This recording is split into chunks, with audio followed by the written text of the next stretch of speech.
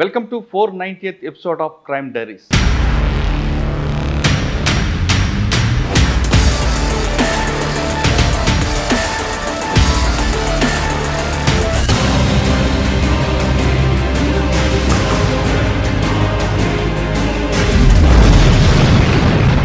V.B. Kamalasan Reddy garu IPS, legend officer.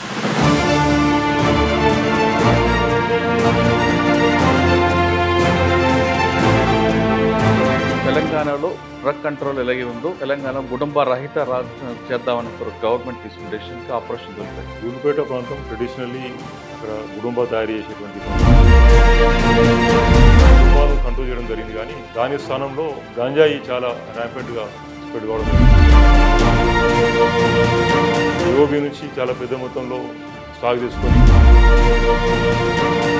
వాళ్ళు వచ్చి కొనుక్కొని పోవడం ఇది ఒక మేజర్ హబ్ అయిపోయింది. కంప్లీట్గా న్యూట్రల్ చేయాలంటే ఏం చేస్తారండి? ఇంతవరకు జరిగిన మిస్టేక్ ఏంటంటే పట్టుబడ్డ వాళ్ళ మీద మాత్రమే కేసులు పెట్టడం జరిగింది. స్మాల్ క్వాంటిటీతో ఎవరు పట్టుబడ్డా దాని వెనకాల ఎవరున్నారు, స్మాల్ ప్యాకెట్ దొరికినా we are able to connect the main offender. Surya murder చంపింది బాను అని తెలుసు కానీ పట్టుకోవడానికి చాలా కష్టం. అసలు ఎక్కడ వచ్చిందండి దాన్ని బ్రేక్? వచ్చినటువంటి టెక్నికల్ యూస్ అనలైజ్ చేయడం వల్ల అతన్ని పట్టుకోవడం జరిగింది. బ్రేక్ త్రూ చేసిన కేసు కరీంనగర్ 2000 అక్కడ ఇంటర్మీడియట్ చదివేటువంటి ఒక అమ్మాయి షీ వాజ్ ఫౌండ్ మర్డర్డ్. ముందు అనుకున్నాము దాన్ని ఛాలెంజ్ తీసుకొని ఒక 10 స్పెషల్ టీమ్స్ కాన్స్టిట్యూట్ జర్మన్ టెక్నాలజీతో ఫాదర్ అంతా బ్రూటల్ ఎందుకు చెప్తారనేది ఒక డౌట్ ఉంది. ప్లస్ అన్నీ కూడా ఎలిమినేషన్ ప్రాసెస్ ద్వారా అతన్ని ఫైనల్ ఐడెంటిఫై చేయాలి. ఎందుకంటే చంపండి ఆ అమ్మాయి చిన్నప్పుడు పోలియో అఫెక్ట్ అమ్మాయి. ఈ అమ్మాయికి ఎంత కాదు పెట్టినా ఇదే ప్రాబ్లం ఉందని చెప్పేసి ఈ ఫైనల్ డిసైడ్. నకిలీ మందుల మీద ఎందుకు ఫోకస్ చేస్తాం? మనం అనుకున్న విధంగా చాలా ర్యాంపెంట్గా అయింది. దీంట్లో కొంత జరుగుతున్న మాట వాస్తవం. సార్ ఉత్తరాఖండ్ ఆపరేషన్ నకిలీ మందులన్నీ కూడా పాపులర్ బ్రాండ్ తెలంగాణ ఒకదానికి పరిమితమైంది కాదు. రోడ్ కంట్రీ కొన్ని గ్యాంగులు పట్టుకోవడం. బాలకపేట police and drug control officers ముగ్గురు కలిసి జాయింట్ ఆపరేషన్ చేసినాం. ఉత్తరాఖండ్ పంపడం జరిగింది. అక్కడ నెక్టార్ హెల్త్ అండ్ హెల్త్ అని ఒక ఫార్మాసిటికల్ కంపెనీ రెడ్ హ్యాండెడ్గా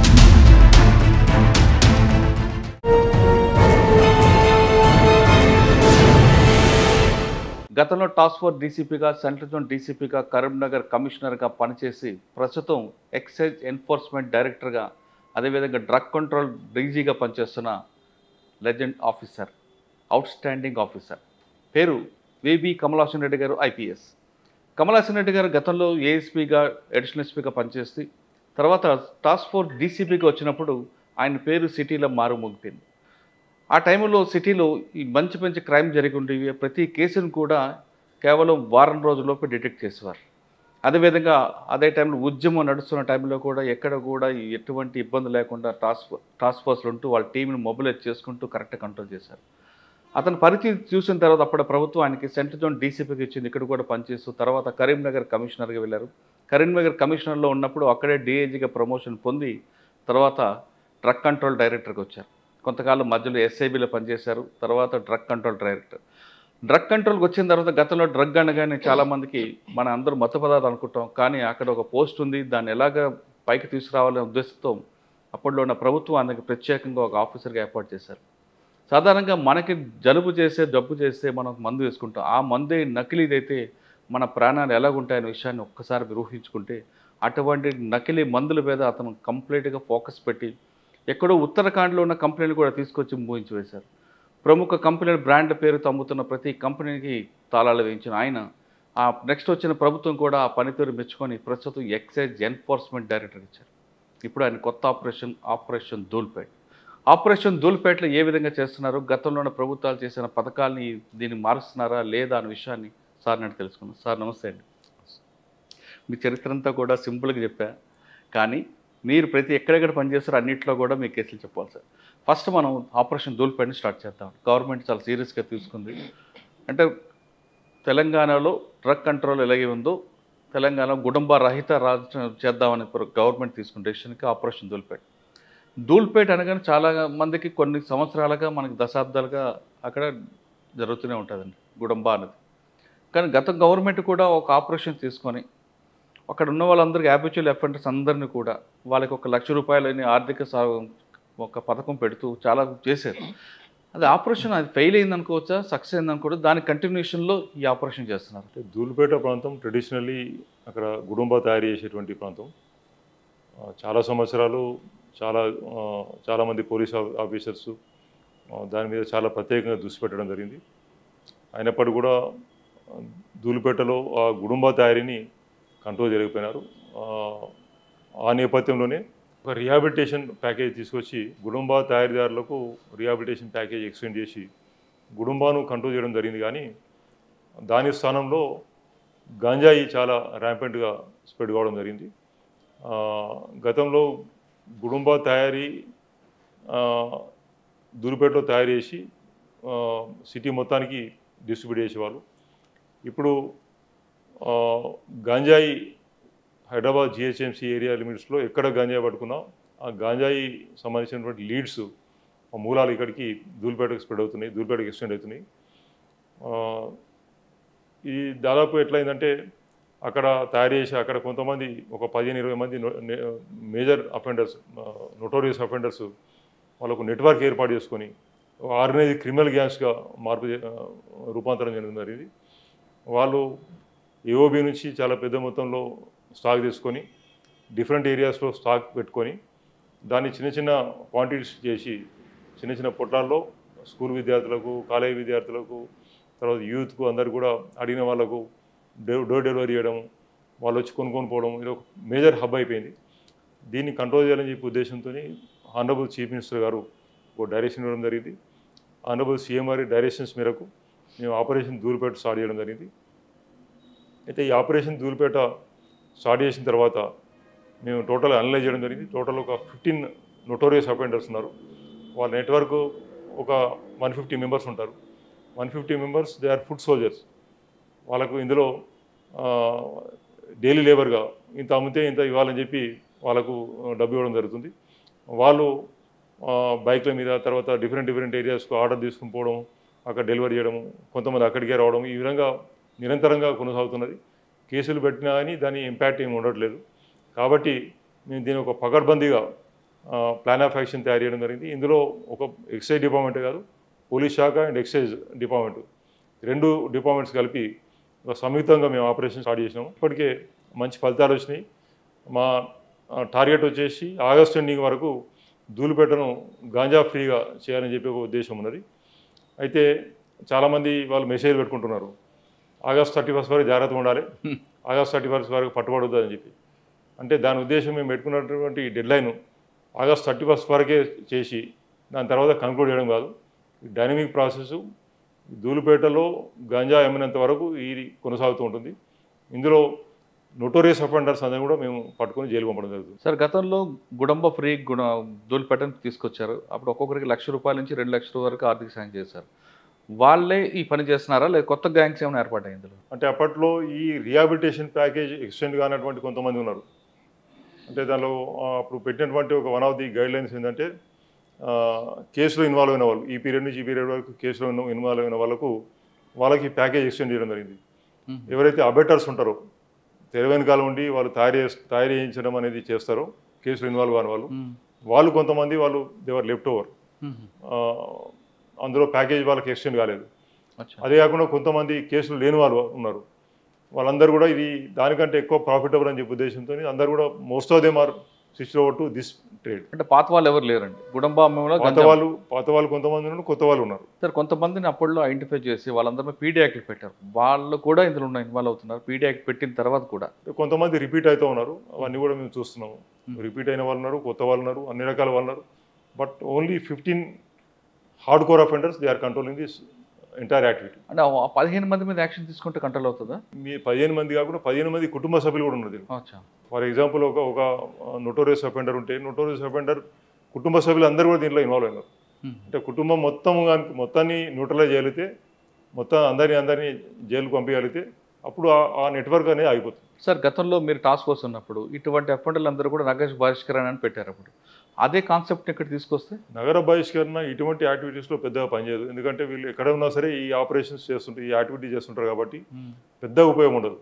నగర బహిష్కరణ కరడుగట్టినటువంటి రౌడీ షీటర్లకు పనిచేస్తుంది. అంటే వీళ్ళు ఆ విధంగా హ్యాబిచువల్ అఫెండర్ అయ్యారు కదండి. వీళ్ళు చేసే పని వల్ల మిగతా వాళ్ళందరూ కూడా సఫర్ అవుతున్నారు. రౌడీ యాక్టివిటీస్కు అది ఎఫెక్టివ్గా పనిచేస్తుంది నగర బహిష్కరణ అనేది. ఈ రకమైనటువంటి drug offenders can operate from anywhere. వాళ్ళు బయట నగరం బయట ఉండి కూడా వాళ్ళు సేమ్ యాక్టివిటీస్ కంటిన్యూ చేస్తారు. వాళ్ళను టోటల్గా న్యూట్రలైజ్ చేయగలగాలి. వాళ్ళ యాక్టివిటీస్ మొత్తం టోటల్ కంట్రోల్ చేయగలగాలి. కంప్లీట్గా న్యూట్రల్ చేయాలంటే ఏం చేస్తారండి? అంటే వాళ్ళ మార్పు తీసుకొస్తారా, లేదా అరెస్టులు కేసుల మీద పెట్టి వాళ్ళని కంట్రోల్ చేస్తారు? దీనిలో 2 ఆస్పెక్ట్స్ ఉన్నాయి. కేసెస్ ఇప్పుడు స్మాల్ క్వాంటిటీస్ అని పట్టుబడుతున్నారు చాలామంది. ఇంతవరకు జరిగిన మిస్టేక్ ఏంటంటే ఆ పట్టుబడ్డ వాళ్ళ మీద మాత్రమే కేసులు పెట్టడం జరిగింది.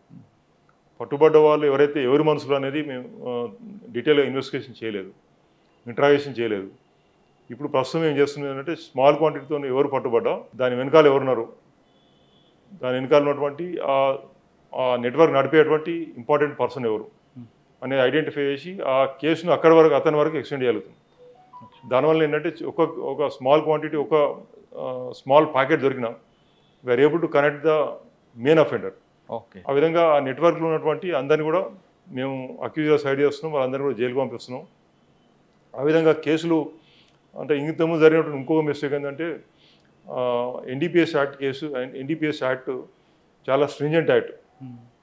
దీని కనుక ప్రాపర్ ఇన్వెస్టిగేట్ చేస్తే నేరస్తులకు చాలా పెద్ద ఎత్తున శిక్షలు పడే అవకాశం ఉంది. కానీ దీనిలో ప్రొసీజరల్ వయలేషన్ అనుకుంటే కేసులు కన్విక్షన్ కావు, అన్ని కేసులు అక్విటల్ లేదు. ఇంతవరకు జరిగినటువంటి మిస్టేక్లో మేజర్ మిస్టేక్ ఏంటంటే చాలా కేసులు ప్రాపర్ ఇన్వెస్టిగేషన్ జరగలేదు. దానివల్ల majority of the cases acquittal అయినాయి. ఇప్పుడు మేము ఈ లాస్ట్ 7 months నుంచి ఇన్వెస్టిగేషన్ మీద చాలా ఫోకస్ చేస్తున్నాం. మా ఆఫీసర్స్ అందరు కూడా టీజీ న్యాబ్ దగ్గర ట్రైనింగ్ ఇవ్వడం జరిగింది. టీజీ న్యాబ్లో ట్రైనింగ్ అయినటువంటి వాళ్ళు మళ్ళీ డిపార్ట్మెంట్లో ఇతర ఆఫీసర్లు కూడా ట్రైనింగ్ ఇస్తున్నారు. ఆ విధంగా ఇన్వెస్టిగేషన్ మీద బాగా ఫోకస్ చేయడం వల్ల నేరస్తులకు శిక్షలు పడే అవకాశం ఎక్కువ ఉంటుంది. సార్, మీరు చెప్తున్నట్లుగా ఒక కేజీ దొరికింది అనుకోండి, ఒక ఎస్ఐకి దానికి బాధ్యత చేయడం వల్ల ఒక ప్రొసీజర్. అదే ఎస్ఐకి మీరు 5 కేజీలు కూడా దొరికిన ఎస్ఐకి మీరు చేస్తే ప్రాపర్ ఇన్వెస్టిగేషన్ జరగట్లేదని గతంలో కేసులు ప్రూవ్ అయ్యాయి. అంటే ఇట్ ఆల్ డిపెండ్స్. ఒక ఇన్వెస్టిగేషన్ ఆఫీసర్ దగ్గర ఎక్కువ సంఖ్యలో కేసులు ఉంటే ఈ కెనాట్ డూ జస్టిస్. కానీ అక్కడ లీగల్ పాయింట్ దొరుకుతుంది కదండి కేసు బ్రేక్ అవ్వడానికి. అది పాయింట్ కాదు. మనకు ఇన్వెస్టిగేషన్ అనేది ప్రాపర్గా ఉంటేనే నేరస్తులకు శిక్షలు పడతాయి. నేరస్తులకు శిక్షలు పడితే నేరాలు కంట్రోల్ అవుతాయి. నేరస్తులకు ఎప్పుడైతే శిక్షలు పడడం మొదలవుతుందో ఆటోమేటిక్గా it will have a different effect. ఇప్పుడు డిఫరెంట్ ఎఫెక్ట్ లేకపోవడానికి కారణం ఏంటంటే majority of the case acquittal అవుతుంది. సార్, ఇప్పుడు ఆపరేషన్ ధూళిపేట గతంలో గుడంబ అంటే అక్కడే తయారు చేసేవారు కాబట్టి దాన్ని కంట్రోల్ కొంతవరకు అయింది. ఆపరేషన్ గంజా, ఈ గంజా అనేది లింక్ ఉంది కదండి, ఎక్కడ ఏఓబి నుంచి హైదరాబాద్ వచ్చే వరకు మధ్యలో లింక్ కట్ చేస్తే అది చైన్ మొత్తం తెగిపోయే అవకాశం ఉంటుంది కదా. అంటే ఏఓబి నుంచి వచ్చేటువంటి గాంజా ఒక తెలంగాణకు పరిమితం కాలేదు. తెలంగాణ ఇది ఒక ట్రాన్సిట్ కూడా. తెలంగాణ కొంత వస్తున్నది, తెలంగాణ మీదుగా వేరే స్టేట్స్ కూడా పోతున్నది. ఇప్పుడు బార్డర్లో ఈ చెకింగ్ కొంచెం దాన్ని గట్టిగా చేయడం జరుగుతున్నది. దానివల్ల చాలా వరకు బార్డర్ ఏరియాలో పట్టుబడుతున్నది. అయినప్పటికీ కూడా మనం 100% ఫుల్ ప్రూఫ్ చెకింగ్ అనేది జరగదు. రకరకాల పద్ధతుల్లో రకరకాల మార్గాల్లో వస్తుంటారు కాబట్టి ఇప్పుడు ఒక దగ్గర భద్రాచలం బ్రిడ్జ్ మీద చేస్తుంటాం అనుకోండి, ఇంకెక్కడి నుంచి వచ్చేటువంటి అవకాశం ఉన్నది. అక్కడ చెకింగ్ జరుగుతుందని చెప్పి వాళ్ళకి సమాచారం క్షణాల్లో పోతుంది కాబట్టి వాళ్ళు వేరే రూట్లో పోయేటువంటి అవకాశం ఉంది. ఆ విధంగా మేము ఏం చేస్తున్నామంటే ర్యాండమైజ్ సర్ప్రైజ్ చెకింగ్ పెడుతున్నాం. అక్కడ ఎక్కువసేపు భద్రాచలం బ్రిడ్జ్ మీద ఉండము, ఇంకొక వేరే రూట్లో వచ్చేటువంటి ప్లేస్లో చెక్ చేస్తాం, అక్కడ నుంచి ఇంకో ప్లేస్ పోతాము. ఆ విధంగా డిఫరెంట్ ఏరియాస్కి మేము షిఫ్ట్ చేస్తున్నాం కాబట్టి కాన్స్టెంట్గా నేరస్తులు ఏ రకంగా తీసుకురావడానికి ప్రయత్నం చేసినా మ్యాక్సిమం దొరికేటువంటి అవకాశం అనేది దొరుకుతుంది కూడా. అయినప్పటికీ కూడా వాళ్ళు 100% మేము ఫుల్ ప్రూఫ్ చేయలేము. ఆ విధంగా ఎంతో కొంత తప్పించుకొని వాళ్ళు వెళ్ళిపోయేటువంటి అవకాశం ఉంది. మొన్న దొరికిన కేసులో కూడా ఒక పైలట్ పెట్టుకుని ఒక కంటైనర్ డ్రగ్ గంజా తీసుకొచ్చాడంటే ఆ ఇన్ఫర్మేషన్ ఎలాగొచ్చి ఉండొచ్చండి? అంటే మనకు దీంట్లో స్పెసిఫిక్ ఇన్ఫర్మేషన్ ఉంటేనే ఇటువంటి వెహికల్ దొరికేటువంటి అవకాశం ఉన్నది. అదర్వైజ్ మనం దొరికిన ప్రతి వెహికల్ను ఆపిన ప్రతి వెహికల్ను మొత్తం టోటల్ ఇప్పి ప్రతి పార్ట్ కూడా తీయడం అనేది దట్ ఈజ్ నాట్ ప్రాక్టికల్, జరిగేది కాదు. అది ఏదైతే స్పెసిఫిక్ ఇన్ఫర్మేషన్ ఉంటుందో పలానా వెహికల్ వస్తుందని చెప్పంటే ఆ వెహికల్ను ఆపి తరవగా చెక్ చేస్తే దాంట్లో మనకు ఈ కాంట్రాబ్యాండ్ దొరుకుతున్నది. మేము కూడా ఇంతకుముందు చాలా వెహికల్ ఈ రకంగా పట్టుకోవడం జరిగింది. ఫర్ ఎగ్జాంపుల్ 2 సార్లు ఆ ఏఓబి నుంచి వచ్చేటువంటి వెహికల్ స్పెసిఫిక్ ఇన్ఫర్మేషన్ ఉండడం వల్ల ఆ వెహికల్ ఆపి వెహికల్లో మనకు ఓపెన్ చెక్ చేస్తే దొరకలేదు. స్పెసిఫిక్ ఇన్ఫర్మేషన్ ఉంది కాబట్టి అందులో ఉన్నటువంటి అన్నీ కూడా ఎక్కడెక్కడ కంటైనర్స్ ఉన్నాయి, స్పెషల్ కంటైనర్స్ ఎక్కడ మాడిఫికేషన్ చేసినా అని చెప్పి చూస్తే దాదాపుగా తీసుకొచ్చినటువంటి కాంట్రాబ్యాండ్ రికవర్ చేయడం జరిగింది. అదేవిధంగా నిన్ననే ఒకటి కొత్తగూడెం ఏరియాలో చెక్ చేస్తున్నప్పుడు ఒక ట్రాక్టర్ డ్రైవర్ ట్రాక్టర్ ఇంతకుముందు ఇది ఫస్ట్ టైం జరగడం, ట్రాక్టర్లో తీసుకురావడం, ట్రాక్టర్ ఓపెన్గా దానిలో ట్రైలర్లో ఏం లేదు. అతను మమ్మల్ని చూసి చెకింగ్ చూసి భయపడడం జరిగింది. చాలా ఫాస్ట్ వెళ్ళిపోయినాడు, మన వాళ్ళు చేంజ్ చేసినారు. అతను ట్రాక్టర్ దూకి పారిపోయినాడు పొలాల్లోకి. అది ఆపి చెక్ చేస్తే దానిలో ట్రాక్టర్ ట్రైలర్లో ఏం దొరకలేదు. అనుమానం వచ్చి జాకి లేపి హైడ్రాలిక్ లేపితే దాని కింద ఒకటి స్పెషల్ కంటైనర్ తయారు చేసినారు. 155 kg గాంజా రికవర్ చేయడం. అంటే ఆ విధంగా నేరస్తులు the always try to conceal the contraband. ఏదో రకంగా ఎట్లా కన్సీల్ చేయాలని చూస్తుంటారు. బట్ ప్రతి వెహికల్ను ఇంత తరవ చేయడం అనేది సాధ్యం కాదు. కానీ లింక్ కట్ చేయడానికి మార్గాలు ఉండంటారు. అంటే మీకు ఆ ఏఓబి ఏరియాలో ఇన్ఫర్మేషన్ నెట్వర్క్ పెట్టుకుంటే మీకు బెనిఫిట్ అయ్యే అవకాశం. ఆ విధంగా ఆ దిశ కూడా ప్రయత్నాలు జరుగుతున్నాయి. టీజీనాబ్ కానీ, టాస్క్ ఫోర్స్ కానీ, ఎస్ఓటీ కానీ ప్రయత్నాలు చేస్తున్నారు. Definitely will keep all the angles, అన్ని యాంగిల్స్ నుంచి మేము ప్రయత్నాలు చేస్తున్నాం. అంటే ఆగస్ట్ 31 వరకే అన్నది కాదంటారు. ఆగస్ట్ 31 వరకు ధూళిపెడు, బట్ స్టేట్ మొత్తంలో ఆగస్ట్ 31 వరకు ఎప్పుడు అనలేదు. ఇది ఒక డైనమిక్ ప్రాసెస్. ఇది అక్కడ సప్లై ఉన్నంతసేపు, అక్కడ కల్టివేషన్ అయినంతసేపు దాన్ని కంట్రోల్ చేయడం అనేది ఇక్కడ చాలా కష్టమైనటువంటి పని. ఇక్కడ మన స్టేట్కు సప్లై అవ్వకుండా చూసుకోవాలి. తర్వాత మన స్టేట్ మీదుగా బయట ట్రాన్స్పోర్ట్ కాకుండా చూడవచ్చు. దానిలో 80 to 90% సక్సెస్ కావచ్చు. కానీ 100% కంట్రోల్ చేయడం ఎప్పుడు సాధ్యమవుతుంది? ఏఓబిలో కల్టివేషన్ ఆగిపోయేంత వరకు దీన్ని కంట్రోల్ చేయడం చాలా కష్టమే కాదు. అంటే మీరు ఈ ఇష్యూని ఒడిశా గవర్నమెంట్ నోటీస్ కింద తీసుకెళ్లారంటారా? అంటే మీ స్టేట్లో వస్తుంది కాబట్టి ఇక్కడ జరుగుతుందని ఎస్కలేట్ చేయడం జరిగింది. గవర్నమెంట్ ద్వారా ఎస్కలేట్ చేయడం జరిగింది. అంటే కొంతకాలం తర్వాత తెలంగాణ రాష్ట్రంలో గంజా అనేది కనబడదు, వినబడదు, వాసన కూడా రాదు. రైట్. నెక్స్ట్ డ్రగ్ వద్దామండి. సార్ ఎక్కడ చూసినా డ్రగ్స్ అని పేరు వస్తుంది. కుక్కాయిన్ అవ్వచ్చు, ఇంకోటి అవ్వచ్చు.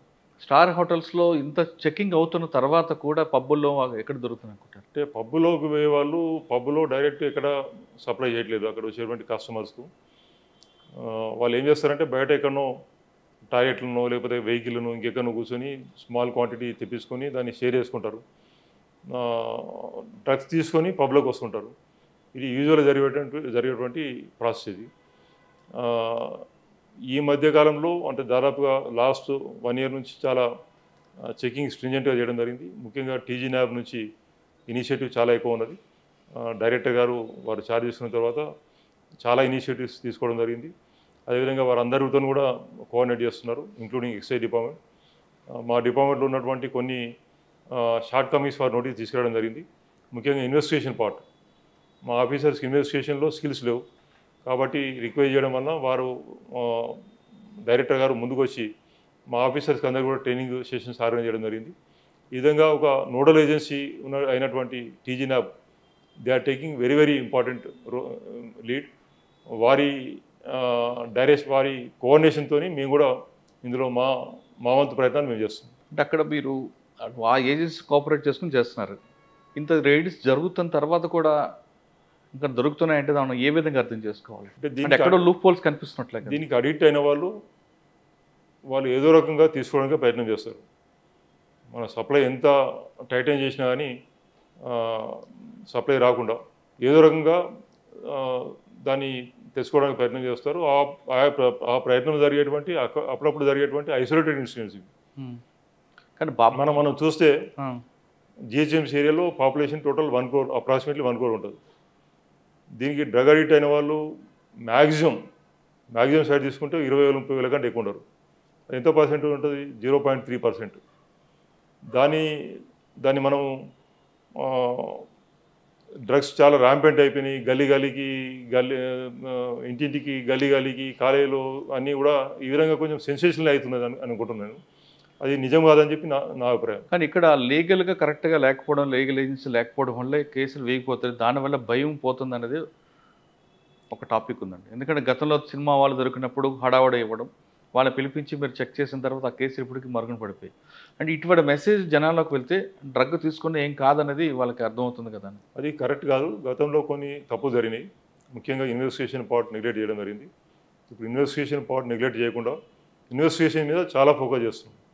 ఇప్పుడు ఒక officer, SHO level officer, inspector ఉంటాడు. ఇన్స్పెక్టర్ చేసేటువంటి ఇన్వెస్టిగేషన్ సూపర్వైజర్ ఆఫీసర్ వెట్టింగ్ చేస్తున్నారు. తర్వాత ఎవరైనా ప్రాపర్ ప్రొసీజర్ ఫాలో కాకుండా సీజర్ చేస్తే ఆ సీజర్ పంచనామా ఆ ప్రొసీజర్ రెక్టిఫై చేసే వరకు యాక్సెప్ట్ చేయొద్దని చెప్పి ఇన్వెస్టిగేషన్ చేయడం జరిగింది. ఆ విధంగా మేము గ్రాడ్యువల్గా మా ఇన్వెస్టిగేషన్ స్కిల్స్ ఇంప్రూవ్ చేస్తున్నాం. ఇన్వెస్టిగేషన్ స్టాండర్డ్ ఇంప్రూవ్ అవుతున్నది. డెఫినెట్గా రానున్న రోజుల్లో మంచి కన్విక్షన్స్ రాబోతుంది. అంటే కన్వర్షన్ రేట్ పెంచుకుంటే ఖచ్చితంగా బ్రేక్ అవుద్దని మీరు నేరం చేసినటువంటి నేరస్తులకు శిక్షలు పడడం అనేది చాలా శిక్షలు పడేటువంటి కన్విక్షన్ పర్సెంటేజ్ కనుక పెరిగితే తప్పకుండా దాని ప్రభావం నేరాలు చేసే వాళ్ళ మీద ఉంటుంది. ఎవరికైనా జబ్బులు వస్తే వెళ్తుంటాం, అదే నకిలీ మందు అనుకుంటే ఆ పేరు వింటేనే సగం మంది చనిపోతుంటారు. ఇటీవల మీరు డ్రగ్ కంట్రోల్ డైరెక్ట్గా తీసుకున్న తర్వాత అక్కడ తీసుకున్న చాలా పెద్ద ఆపరేషన్ ఉత్తరాఖండ్ ఆపరేషన్. ఉత్తరాఖండ్లో అంటే మీకు ఇన్ఫర్మేషన్ ఎలాగొచ్చింది? ఎక్కడ మనం హైదరాబాద్ కాదు జీడిమెట్లు ఎక్కడ తీసుకున్నా మనకి మష్రూమ్స్ కంపెనీ కనిపిస్తుంది. ప్రతి ఒక్కరు కూడా బల్క్ డ్రగ్ అంటాడు, ఏదో కంప్లైంట్ చేస్తూనే ఉంటారు. అవి తీసుకొచ్చి పెద్ద పెద్ద కంపెనీల పేరు మీద ట్యాబ్లెట్స్ అమ్మేస్తుంటారు. ఈ లీడ్స్ ఎలాగొచ్చాయి? ఫస్ట్ మీరు అక్కడ వెళ్ళిన తర్వాత మీకు వచ్చిన ఛాలెంజ్ ఏంటి? ఈ ప్రశ్నకు సమాధానం చెప్పే ముందు ఒక్కసారి వెనక్కి వెళ్తే కమలాసన్ రెడ్డి గారు టాస్క్ ఫోర్స్లో ఒక మంచి వర్క్ చేశారు, ఒకసారి చెప్పండి. టాస్క్ ఫోర్స్లో చెప్పడానికి చాలా కేసులు ఉన్నాయి. చాలా సాటిస్ఫాక్షన్ ఇచ్చినటువంటి అసైన్మెంట్ అది. 1-2 కాదు, చాలా ఆపరేషన్స్ చేయడం జరిగింది. చాలా క్రూషియల్ ఆపరేషన్స్ కూడా చేయడం జరిగింది. మా ఆఫీసర్స్ అందరూ కూడా చాలా కష్టపడి పనిచేసినారు. ఒక హెల్దీ కాంపిటీషన్ తీసుకురావడం జరిగింది. ఒక లా అండ్ ఆర్డర్ మెయింటెనెన్స్ గారు, law and order maintenance, communal harmony, తర్వాత అప్పట్లో చాలా బాంబ్ బ్లాస్ట్స్ కూడా జరిగినాయి, టెర్రర్ అటాక్స్ జరిగినాయి. దాన్ని దృష్టిలో పెట్టుకొని మళ్ళీ టెర్రర్ అటాక్ జరగకుండా రకరకాల వినూత్నమైనటువంటి పద్ధతుల్లో మేము ఆపరేషన్స్ కండక్ట్ చేయడం జరిగింది. అదే కాకుండా డిటెక్షన్స్ మీద కూడా చాలా ఫోకస్ చేసినాం. ఎన్నో అన్నోన్ మర్డర్ కేసెస్, ఎటువంటి క్లూస్ లేనటువంటి మర్డర్ కేసులు దాదాపుగా 30 కేసెస్ అటువంటి డిటెక్ట్ చేసినాం. అది చాలా సాటిస్ఫాక్షన్ ఇచ్చింది. మరి చెప్పడానికి 1-2 కాదు, చాలా. మీకు బాగా మనసుకు నచ్చిన కేసు ఉందండి, చాలా ఉంటాయి, 1-2 చెప్పండి. అంటే ఎలాంటి లీడ్ లేని కేసుల్లో మీరు బ్రేక్ త్రూ తీసుకొచ్చారు మీరు, అంటే మీ టీం అంతా? అంటే ఇమీడియట్గా నేను చెప్పలేను, బట్ చాలా. కానీ మీ సర్వీస్లో ఎక్కువ టాస్క్ ఫోర్స్ అంటే బాగా ఇష్టం అనుకుంటాను కదా సార్. అప్పుడు 2 విషయాలు ఉండండి. ఒకటి టాస్క్ ఫోర్స్ చూస్తూనే, ఇంకొకటి ఉద్యమం. ఆ లా అండ్ ఆర్డర్ ఎలా కంట్రోల్ చేసుకోవచ్చు? 2 మీకు ప్రెజర్స్ ఉంటాయి. అంటే అప్పట్లో మేము ఓనప్ చేసుకోవడం జరిగింది. ఇది కమిషనర్స్ టాస్క్ ఫోర్స్ కాబట్టి సిటీలో ఏ ఇన్సిడెంట్ జరిగినా కమిషనర్ గారి మీద దాని ఇంపాక్ట్ ఉంటుంది కాబట్టి కమిషనర్ గారి డైరెక్షన్లో, కమిషనర్ గారి కంట్రోల్లో పనిచేసే టాస్క్ ఫోర్స్. మరి దాన్ని దృష్టిలో పెట్టుకొని అప్పట్లో చాలా పెద్ద ఎత్తున ఉద్యమం నడుస్తుండేది. ఉద్యమంలో లా అండ్ ఆర్డర్ ప్రాబ్లమ్స్ రాకుండా, వైలెన్స్ లేకుండా మేము చాలా వరకు సఫలీకృతం కావడం జరిగింది. వెంటనే ఎక్కడ ప్రాబ్లం వచ్చినా ఇమీడియట్గా అక్కడ స్పాట్లో రీచ్ కావడం, అక్కడ లోకల్ పోలీస్తో కలిసి సిచ్యుయేషన్ డిఫ్యూజ్ చేయడం, ఇవన్నీ కూడా అప్పట్లో చేయడం జరిగింది. మీకు ఆ ప్రెజర్ తీసుకోలేదండి ఇప్పుడు? ఎందుకంటే మీరు ఒకవైపు ఓయూలో కనబడేవారు, ఇంకోవైపు సెంట్రల్ జోన్, ఇంకొక ఓల్డ్ సిటీ. ఇప్పుడు రాత్రి 1 గంటకి ఇంటికి వెళ్ళేవారు, మీరు పొద్దున్న వాళ్ళు వచ్చేవారు. ఆ ప్రెజర్ ఎలా మీరు మేనేజ్ చేశారు ఇప్పుడు? అంటే క్రైసిస్లో పనిచేయడం అనేది ప్రతి పోలీస్ ఆఫీసర్ చేయవలసినటువంటి పని, ఒకరిది కాదు. క్రైసిస్ వచ్చినప్పుడు అందరం కూడా పనిచేస్తున్నాం. అన్ని డిపార్ట్మెంట్లో ఉన్నటువంటి ప్రతి ఆఫీసర్ కూడా, రైట్ ఫ్రమ్ కానిస్టేబుల్ నుంచి డీజీ వరకు క్రైసిస్ మేనేజ్మెంట్లో, క్రైసిస్లో ప్రతి ఒక్కరు కూడా వారి శాయశక్తిలో ప్రయత్నం చేస్తారు. సార్ మీకు టాస్క్ ఫోర్స్లో ఒక కేసు గుర్తు చేస్తా. మీ మీ ఇన్వెస్టిగేషన్ స్టైల్ ఎక్కడ బయటపడుతుంది? సూరి మర్డర్, మీకు అక్కడ లేదు, చంపింది బాను అని తెలుసు కానీ పట్టుకోవడానికి చాలా కష్టమైంది. అసలు ఎక్కడ వచ్చిందండి దాని బ్రేక్ త్రూ? అసలు కొన్ని టెక్నికల్ లీడ్స్ ఉండినాయి. ఆ టెక్నికల్ లీడ్స్ను దాన్ని అనలైజ్ చేయడం వల్ల, వచ్చినటువంటి టెక్నికల్ లీడ్స్ను అనలైజ్ చేయడం వల్ల లొకేషన్ తెలిసింది. ఆ లొకేషన్ ద్వారా అతన్ని పట్టుకోవడం జరిగింది. మీరు లొకేషన్ చెప్పారు కానీ అక్కడ వెళ్ళిన తర్వాత మీ వాళ్ళు వెళ్ళలేదు కానీ అక్కడ నుంచి ఎస్కేప్ అయ్యాడు. కానీ మళ్ళీ వాడిని బ్యాటప్ మీరు స్టార్ట్ చేశారు కదా. ఇవన్నీ కూడా ఏంటంటే ఈ ప్రొఫెషనల్ ఇష్యూస్ బయట మేము డిస్క్లోజ్ చేయడం కరెక్ట్ కాదు. కొన్ని ఇన్వెస్టిగేషన్కి సంబంధించినటువంటి డీటెయిల్స్ బయట షేర్ చేయకుండా. నేను రివీల్ చేయమని చెప్పట్లేదు, రివీల్ చేయవలసినవి అయితే చేయండి, కానీ అవసరం లేదు. కానీ టాస్క్ ఫోర్స్లో మీకు బాగా నచ్చిన కేసు ఒకటి చెప్పండి. ఇమీడియట్గా రికాలెక్ట్ చేసుకోలేను, చాలా ఉన్నాయి, చాలా కేసులు ఉన్నాయి. ఫర్ ఎగ్జాంపుల్ ఒకటి ఫేక్ కరెన్సీ నోట్స్లో వచ్చినటువంటి స్మాల్ లీడ్ను దట్ వెస్ట్ బెంగాల్ మాల్దా వరకు వెళ్ళడం జరిగింది, ఆల్మోస్ట్ బంగ్లాదేశ్ బార్డర్. అక్కడ మెయిన్ అఫెండర్స్ కూడా పట్టుకొని రావడం జరిగింది. ఈ విధంగా చాలా కేసులు, ఆ విధంగా కొన్ని ఫైర్ ఆర్మ్స్ రికవరీస్ కానీ, తర్వాత ఒక మర్డర్ కేసులో మహారాష్ట్రకు వెళ్ళి అక్కడ పట్టుకోవడం కానీ, ఈ విధంగా ఇంటర్స్టేట్ ఆపరేషన్ కూడా చాలా చేయడం జరిగింది. సార్ టాస్క్ ఫోర్స్ తర్వాత మీరు సెంట్రల్ జోన్లో మీరు వర్క్ చెప్పండి సార్. సెంట్రల్ జోన్ నేను డీసీపీ ఛార్జ్ చేసుకున్నప్పటికీ అప్పుడు తెలంగాణ ఉద్యమం చాలా ఉధృతమైనటువంటి స్థాయిలో ఉన్నది. అదే సమయంలో మరి గవర్నమెంట్ ఆఫ్ ఇండియా కూడా డిసిషన్ తీసుకొని తెలంగాణ ఇవ్వాలని చెప్పి ఒక డిసిషన్ తీసుకున్న తర్వాత సమైక్య ఉద్యమం స్టార్ట్ అయింది. అప్పుడు సమైక్య ఉద్యమము తర్వాత తెలంగాణ ఉద్యమం రెండు మధ్యలో దాన్ని బ్యాలెన్స్ మెయింటైన్ చేయడము, లా అండ్ ఆర్డర్ ప్రాబ్లం రాకుండా చూడడం. అదే టైంలో ఎల్బీ స్టేడియంలో 2-3 ఈ సమైక్య ఉద్యమానికి సంబంధించినటువంటి మీటింగ్ జరిగినాయి. It was a huge challenge. ఎందుకంటే తెలంగాణ దట్టు హైదరాబాద్లో పెద్ద ఎత్తున సమైక్యవాదులు వచ్చి మీటింగ్ పెట్టడము, దానికి ప్రొటెక్షన్ ఇవ్వడము, లా అండ్ ఆర్డర్ ప్రాబ్లం రాకుండా చూడడము, ఇవన్నీ అనేది చాలా ఛాలెంజింగ్ టాస్క్ అప్పట్లో. అయినప్పటికీ కూడా అప్పటి సిపి గారు, డీజీ గారు పూర్తి స్థాయిలో సహకరించడం జరిగింది. అడిగినంత ఫోర్స్ ఇవ్వడం జరిగింది, ఆఫీసర్స్ ఇవ్వడం జరిగింది. దానివల్ల లా అండ్ ఆర్డర్ చాలా ఎఫెక్టివ్గా కంట్రోల్ చేయడం జరిగింది. దాని తర్వాత తెలంగాణ ఫామ్ అయిన తర్వాత తెలంగాణ అసెంబ్లీ, ఆంధ్ర అసెంబ్లీ రెండు ఒకే చోట ఉన్నాయి. రెండింటికి బందోబస్తు ఇవ్వడం మేమే చేయవలసి వచ్చింది. తర్వాత అప్పుడు విభజనకు సంబంధించినటువంటి కొన్ని ఇష్యూస్ కూడా కొంచెం కాంట్రవర్షియల్ అయినాయి. ఫర్ ఎగ్జాంపుల్ లేబర్ కమిషన్కి సంబంధించినటువంటి ఇష్యూ. ఆ విధంగా అన్ని ఇష్యూస్ కూడా దాదాపుగా వితౌట్ ఎంబరాజ్మెంట్, గవర్నమెంట్కి ఏ రకమైనటువంటి ఎంబరాజ్మెంట్ లేకుండా ఇవన్నీ సిచ్యువేషన్స్ హ్యాండిల్ చేయడం జరిగింది. అది కాకుండా లా అండ్ ఆర్డర్ విషయం కాకుండా ఇన్వెస్టిగేషన్ పార్ట్లో ఇన్వెస్టిగేషన్కి సంబంధించి సెంట్రల్ జోన్లో పెద్దగా ఇష్యూస్ ఉండవు. ఎందుకంటే అక్కడ మేజర్ లా అండ్ ఆర్డర్ ఇష్యూసే. కొన్ని సెన్సేషనల్ కేసెస్ కూడా డిటెక్ట్ చేసినాము. కానీ మోస్ట్ ఆఫ్ ది ఫోకస్ అంతా లా అండ్ ఆర్డర్ మీద ఉంటుంది. సెంట్రల్ జోన్ పరిధిలోనే అన్ని ఈవెంట్స్ కన్క్లూడ్ అవుతాయి. అటు ఇందిరా పార్క్ కానీ, తర్వాత గణేష్ సంబంధించినటువంటి గణేష్ నిమజ్జనం కానీ, దుర్గామాత విగ్రహాల నిమజ్జనం కానీ, సెక్రటరీ అక్కడే ఉంటుంది, తర్వాత అసెంబ్లీ అక్కడే ఉంటుంది. ఈ విధంగా సెంట్రల్ జోన్ అనేది ఒక వైటల్ ఏరియా గవర్నమెంట్ క్యాపిటల్ సిటీలో. అక్కడ లా అండ్ ఆర్డర్ ప్రాబ్లం రాకుండా చూడడం, గవర్నమెంట్కి ఎంబరాస్మెంట్ లేకుండా చూడడం అనేది చాలా ఇంపార్టెంట్. సార్ గణేష్ నిమజ్జనం, ఖైరతాబాద్ గణేష్ ఇప్పుడు కూడా అంతవరకు కూడా కొంచెం లేట్గా వెళ్ళేది. కానీ మీ టైంలో కొంచెం ఎర్లీగా పెట్టాలనే ఆలోచన ఎందుకు వచ్చింది అక్కడ? అంటే అప్పట్లో నిమజ్జనం అనేది ఒక దాదాపుగా 2 రోజుల్లో జరిగేటువంటి ప్రక్రియ. మోస్ట్ ఆఫ్ ది ఐడల్స్ నగరంలో జిహెచ్ఎంసీ ఏరియాలో ప్రతిష్ఠించినటువంటి ప్రతి విగ్రహం కూడా ట్యాంక్బండ్కి రావాలని చెప్పి ప్రయత్నం చేస్తారు. ఏవో కొన్ని బార్డర్లు ఉన్నాయి, కొన్ని సరునాలు కానీ ఇంకా మిగతా ప్లేస్కి వెళ్ళిపోతారు. అయితే ఇక్కడ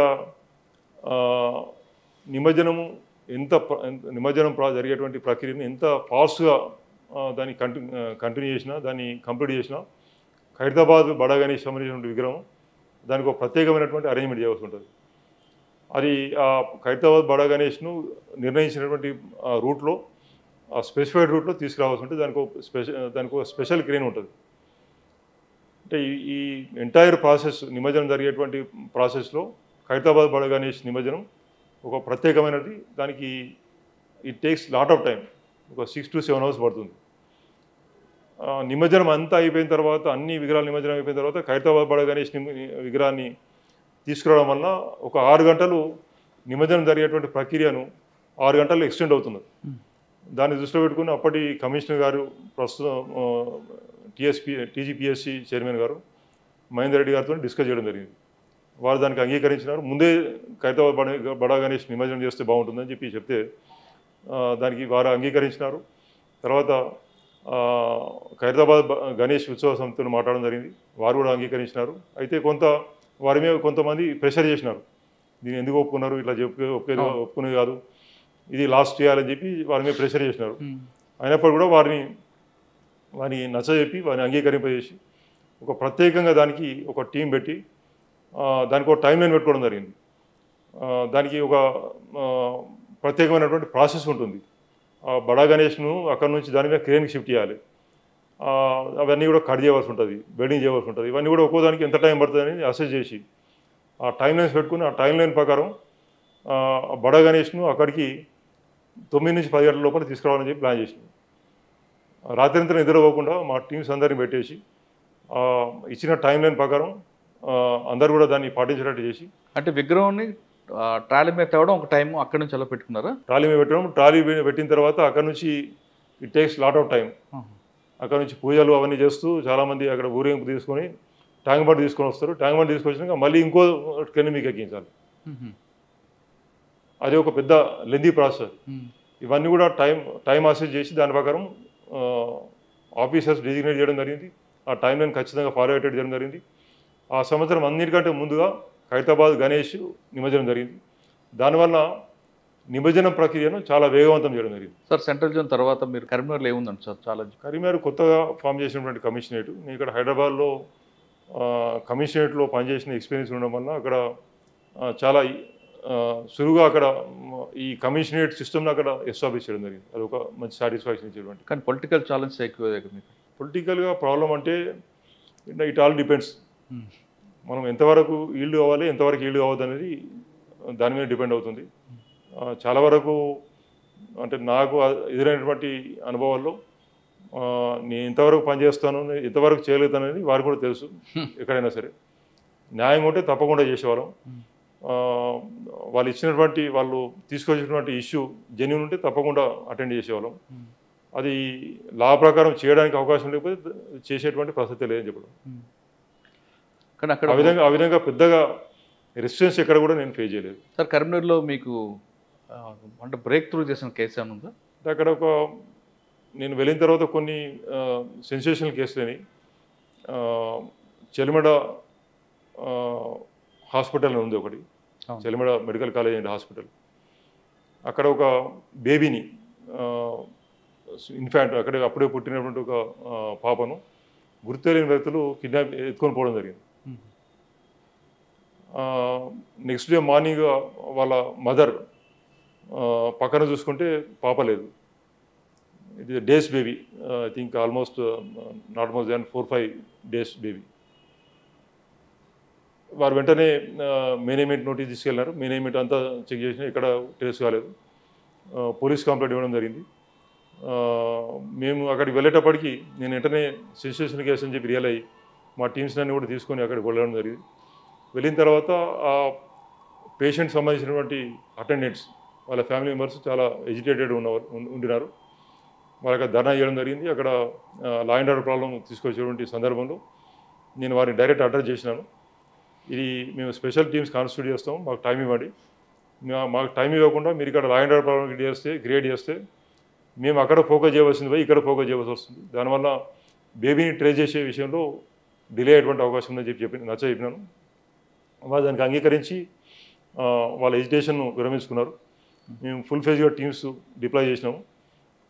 దాంట్లో అక్కడ మాకు కలిసి వచ్చిన విషయం ఏంటంటే ఆ హాస్పిటల్ ప్రెమిసెస్లో కొన్ని కెమెరాస్ ఉన్నాయి. ఆ కెమెరాస్ అన్నీ కూడా సబ్స్టాండర్డ్ కెమెరాస్, పాత ఎప్పుడో పెట్టినటువంటి ప్రిమిటివ్ కెమెరాస్ అవి. బట్ ఒక 2 కెమెరాల్లో మాత్రం కొంత అక్యూజ్ సంబంధించినటువంటి ఆ వ్యక్తి ఐడెంటిఫై చేయడం జరిగింది. వ్యక్తిని మనం పూర్తిగా ఐడెంటిఫై చేయలేకపోయినా తీసుకొచ్చిన వాళ్ళు ఎవరనేది వేగ ఒక ఇన్ఫర్మేషన్ వచ్చింది.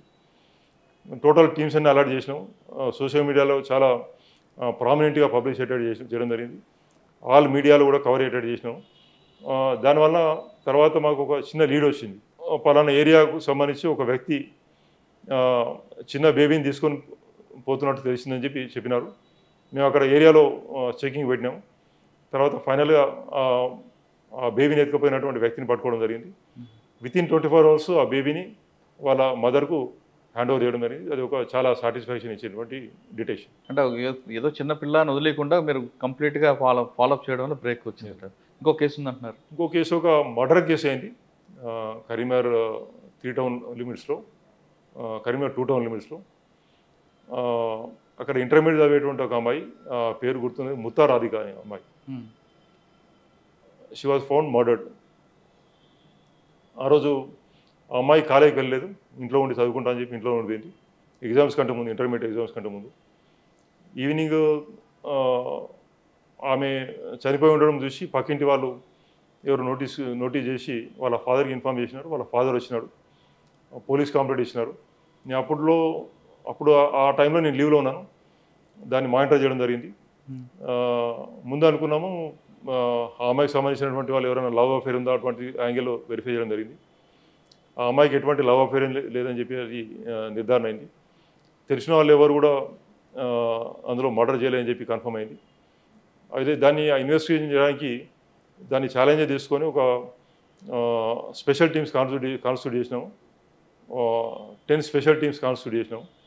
21 days వర్కౌట్ చేసిన తర్వాత ఫైనల్లీ వీ కుడ్ డిటెక్ట్. దాంట్లో సైంటిఫిక్ ఇన్వెస్టిగేషన్ మాకు చాలా played very very important role. ఓ జర్మన్ టెక్నాలజీతోని ఆ ఇంట్లో ఏదైతే మర్డర్ అయిందో, మర్డర్ జరిగినటువంటి ఇంట్లో తరోగా మేము ఆ జర్మన్ టెక్నాలజీని ఉపయోగించడం జరిగింది. అప్పుడే మనకు హైదరాబాద్ క్లూస్ టీమ్కు ఆ టెక్నాలజీ తీసుకొని రావడం జరిగింది. క్లూస్ టీమ్ ఇన్ఛార్జ్ వెంకన్న గారు ఆ టీంను అక్కడ సపోర్ట్ తీసుకోవడం జరిగింది. అయితే ఆ రోజు ఆ అమ్మాయి చనిపోయిన తర్వాత ఆ అమ్మాయి సంబంధించినటువంటి ఇంటి పైన టెర్రస్ పైన కొన్ని బట్టలు ఆరేసినారు. యూజువల్గా హిందూస్ ఇళ్లలో అంటే తెలంగాణలో చనిపోయిన తర్వాత వెంటనే బట్టలు వాష్ చేయడం జరగదు. కానీ ఆ రోజు సస్పిషియస్గా ఆ రోజు డెడ్ బాడీ క్రిమేషన్ అయిపోయిన తర్వాత వెంటనే ఆ రోజు వాష్ చేసి ఇంటిపైన టెర్రస్ పైన ఆరవేయడం జరిగింది. అదొక డౌట్ ఇనీషియల్ వచ్చింది. తర్వాత ఆ అమ్మాయి వాళ్ళ ఫాదర్ మీద కూడా కొంచెం డౌట్ వచ్చింది. కానీ ఫాదర్ అంతా బ్రూటల్ ఎందుకు చంపుతారనేది ఒక డౌట్ ఉండింది. దాని మీద అతన్ని క్వశ్చన్ చేసినాం కానీ అతను ఏం ఈల్డ్ అవ్వలేదు. తర్వాత ఈ జర్మన్ టెక్నాలజీ ఎప్పుడైతే క్లూస్ టీమ్ తీసుకొచ్చినామో టెర్రస్ మీద ఆరవేసినటువంటి బట్టలు అవి సీజ్ చేసినాము. సీజ్ చేసి దాంట్లో చెక్ చేస్తే దానిలో బ్లడ్ స్టెయిన్స్ ఉన్నాయి కానీ టోటల్ తరవ వాష్ చేసినారు. బట్ బ్లడ్ స్టెయిన్ ఉన్నదని చెప్పి వాళ్ళు కన్ఫర్మ్ చేసినారు. తర్వాత ఈ అమ్మాయి వాళ్ళ ఫాదర్ యూజ్ చేసినటువంటి ఫుట్వేర్ అవి కూడా సీజ్ చేసినాం. ఇవన్నీ కూడా అనుమానం ఉన్నాయని సీజ్ చేసి ఎఫ్ఎస్ఎల్ పంపడం జరిగింది. ఎఫ్ఎస్ఎల్ పంపిస్తే ఆ ఎఫ్ఎస్ఎల్ పంపించినప్పుడు వాళ్ళ అమ్మాయి వాళ్ళ కుటుంబ సభ్యులు అమ్మాయి బ్లడ్ గ్రూప్కి సంబంధించి కూడా కంట్రోల్ ఇవన్నీ మెటీరియల్ ఆబ్జెక్ట్స్ పంపించినాం. ఎఫ్ఎస్ఎల్ రిపోర్ట్లో అమ్మాయి బ్లడ్ గ్రూప్, అమ్మాయి డిఎన్ఏ ఈ బట్టలు ఆరేసిన దాని మీద ఎవరైతే టెర్రస్ మీద ఆరేసిన బట్టల మీద ఉన్నటువంటి డిఏ ఒకటే అని చెప్పి కన్ఫర్మ్ అయింది. దాని తర్వాత ఆ ఏరియాలో ఉన్నటువంటి సీసీ కెమెరాలు మొత్తం తరవ చెక్ చేసినాం. అక్కడ ఎవరు కొత్త వ్యక్తి వచ్చినటువంటి ఆనవాళ్ళు. తర్వాత రెండోది ఏంటంటే అక్కడ టవర్ లొకేషన్ చూసినాము. టవర్ లొకేషన్లో suspicious calls, out going incoming calls ఏం లేవు. అవి అన్నీ వెరిఫై చేసిన తర్వాత 21 days 21st డే అతన్ని తరవ ఇంటరాగేట్ చేసినాం. అతను కన్ఫెస్ అయినాడు. అమ్మాయి వాళ్ళ ఫాదర్ నేనే మర్డర్ చేసినా చెప్పినాడు. కూతుర్ని మర్డర్ చేసినాడు. ఆ విధంగా చాలా కష్టపడితే డిటెక్ట్ అయినటువంటి కేసు అది. ఫాదర్ చనిపోతుంటాడని చెప్పి ఏ విధమైనటువంటి అనుమానం లేదు. అయినప్పటికీ కూడా ఈ సైంటిఫిక్ ఎవిడెన్స్ ద్వారా ప్లస్ అన్నీ కూడా ఎలిమినేషన్ ప్రాసెస్ ద్వారా అతన్ని ఫైనల్ ఐడెంటిఫై అయ్యింది. ఎందుకంటే చంపాడు అంటే అమ్మాయి చిన్నప్పుడు కాళ్ళు పనిచేయలేదు. పోలియో అఫెక్టెడ్ అమ్మాయికి సర్జరీ చేయించినాడు. తర్వాత కొంత ఖర్చు పెట్టి సర్జరీ చేయించినాడు. సర్జరీ చేయించిన తర్వాత కూడా మళ్ళీ ప్రాబ్లం రికవర్ అయింది. చనిపోయే కంటే ముందు ఒక 1 month ముందు నుంచి షీ స్టార్టెడ్ కంప్లైనింగ్. నాకు చాలా పెయిన్ వస్తున్నది, కాళ్ళు ప్రాబ్లం ఉందని చెప్పి అంటే దీని అతను వెక్సప్ అయినాడు. ఈ అమ్మాయికి ఎంత ఖర్చు పెట్టినా ఇదే ప్రాబ్లం ఉన్నదని చెప్పేసి ఈ ఫైనల్లీ డిసైడెడ్ ఆ రోజు బయటకు పోయినట్టు పోయి యాక్షన్ చేసి అమ్మాయి గొంతు కోసి చంపేసి అక్కడి నుంచి వెళ్ళిపోయినాడు. అంటే గొంతు కోసిన తర్వాత వెంటనే బట్టలు వాష్ చేసుకుని బట్టలు పైన ఆరేసినాడు. వాళ్ళ అమ్మ లేరా? వాళ్ళ మదర్ ఉన్నది. మదర్ అప్పుడు బయట పోయింది. మదర్ ఇంట్లో ఎవరు లేని టైంలో జరిగింది అది. సార్, కరీంనగర్లో మీరున్న టైంలో ఒక అమ్మాయి పోలీస్ కానిస్టేబుల్ కోసం ట్రైనింగ్ కోసం వచ్చిన అమ్మాయిని ఒక కానిస్టేబుల్ తీసుకెళ్లి రేప్ చేసిన కేసు కూడా ఉంది కదా? అది నాకంటే ముందు, నేను అక్కడ పోకంటే ముందు జరిగింది. ఆ కేసులో కన్విక్షన్ వచ్చింది. ఏం జరిగిందండి ఆ రోజు? ఆ అమ్మాయి పోలీస్ జాబ్ కోసం ట్రై చేసింది. అమ్మాయి కోచింగ్ రెగ్యులర్గా పోతుండేది. అంటే ఆ అమ్మాయి అక్కడ పోవడం చూసినటువంటి ఒక వ్యక్తి ఈ అక్యూజ్ ఏం చేసినాడంటే నేను డ్రాప్ చేస్తానని చెప్పేసి అతను ఆ ఊరికి పోవడానికి వెహికల్ లేదు ఆమెకు, నేను డ్రాప్ చేస్తానని చెప్పి తెలిసినటువంటి వ్యక్తి వెహికల్ ఎక్కించుకున్నాడు. మధ్యలో ఇంకొక వ్యక్తి కూడా ఫోన్ చేసి పిలిపించుకున్నాడు. ఇద్దరు కలిసి అమ్మాయిని కూర్చోబెట్టుకొని బైక్ మీద తీసుకెళ్లారు. They sexually assaulted. ఆ కేసు సెన్సేషనల్ కేసు అయింది. ఆ ఇన్వెస్టిగేషన్ నేను ఫాలోఅప్ చేసినాను. తర్వాత ట్రయల్ మేము ఫాలోఅప్ చేసినాము.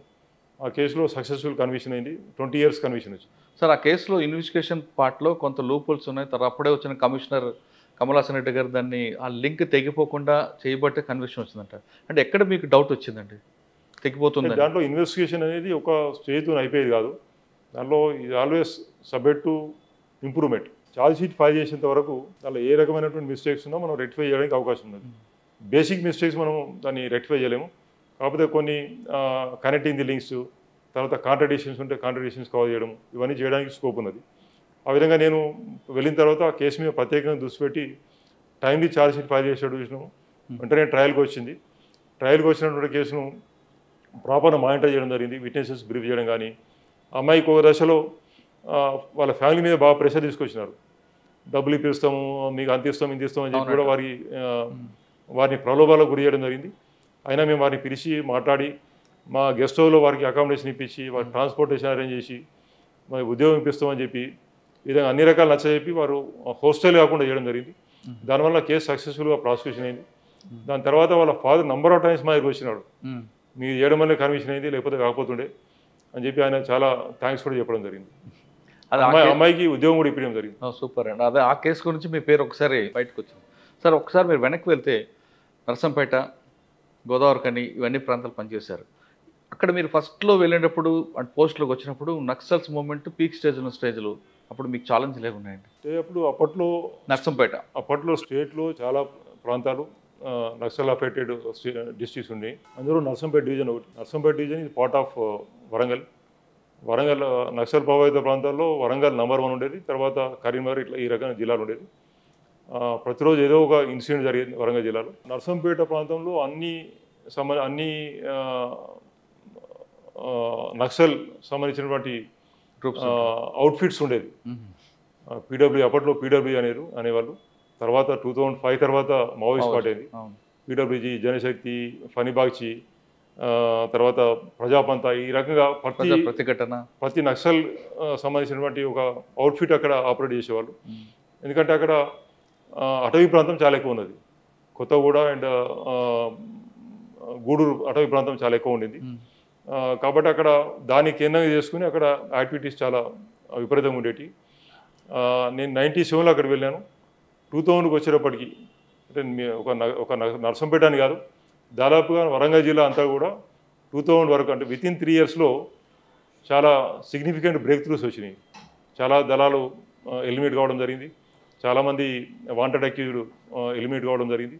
ఆ విధంగా వరంగల్ జిల్లాలో పోలీసు పట్టు బాగా ఇంప్రూవ్ అయ్యింది. మిమ్మల్ని కూడా టార్గెట్ చేశారట? అంటే అప్పట్లో by virtue of working there అక్కడ పనిచేసే వాళ్ళందరూ కూడా ఏదో రకంగా టార్గెట్ అయ్యేవాళ్ళు. ప్రత్యేకంగా కారణం అంటూ లేదు.